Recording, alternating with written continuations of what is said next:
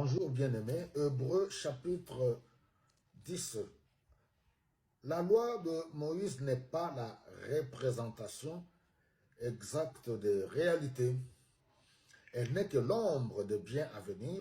Elle est tout à fait incapable de rendre parfait ceux qui s'approchent de Dieu.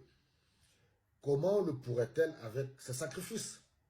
Toujours les mêmes que l'on offre année après année, indéfiniment. Si ceux qui rendent un tel culte à Dieu avaient été une bonne fois purifiés de leurs fautes, ils ne se sentiraient plus coupables d'aucun péché et l'on cesserait d'offrir tout sacrifice.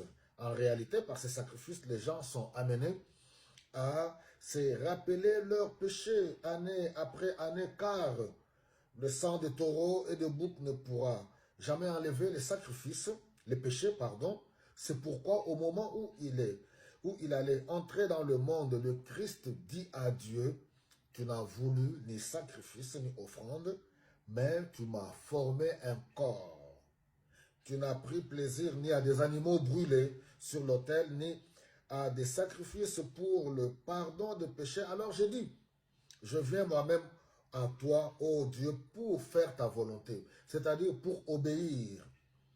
Selon ce qui est écrit à mon sujet dans le livre saint, il déclare tout d'abord, tu n'as voulu ni sacrifice, ni offrande, ni animaux brûlés sur l'autel, ni sacrifice pour le pardon des péchés, et tu n'y as pas pris plaisir. Pourtant, ces sacrifices sont offerts conformément à la loi. Puis il ajoute, je viens moi-même pour faire ta volonté.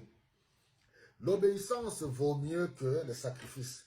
Alors, donc, vous voyez comment l'écrivain, à partir du premier verset, nous dit que l'Ancien Testament, le sacrifice, la loi, tout ce qui s'est déroulé dans l'Ancienne Alliance, toutes ces choses n'étaient que l'ombre des choses à venir.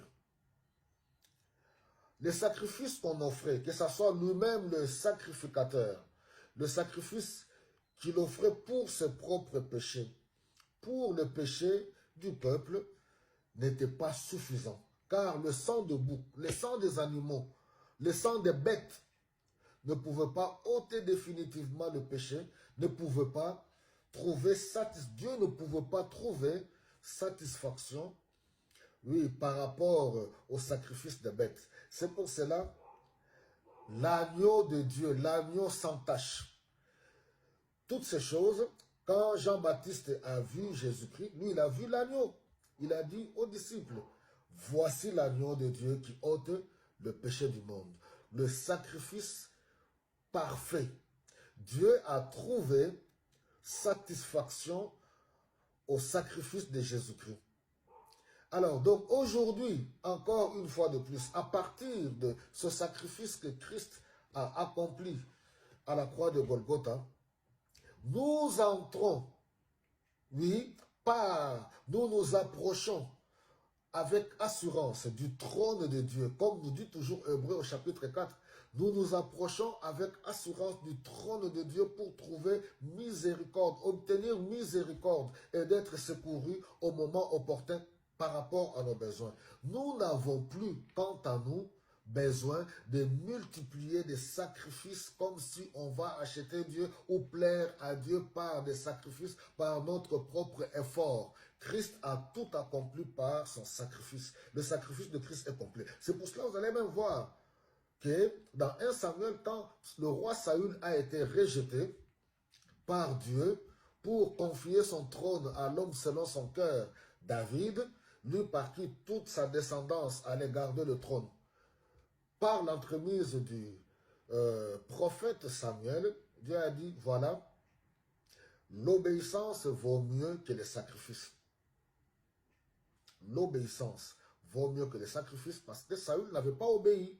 Ce n'était pas à lui d'offrir des sacrifices parce qu'il n'était pas sacrificateur.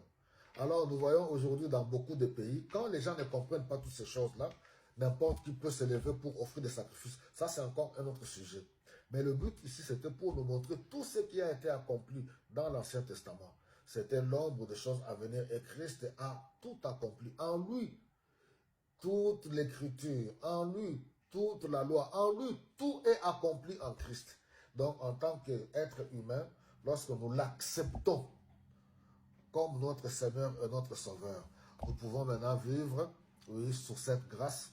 Et la grâce de Dieu nous apprend maintenant à vivre loin des souillures du monde, loin du péché, loin de la compromission, loin du mensonge, loin de fausseté, et pour marcher dans la crainte de Dieu, aimant Dieu et aimer son prochain comme soi-même.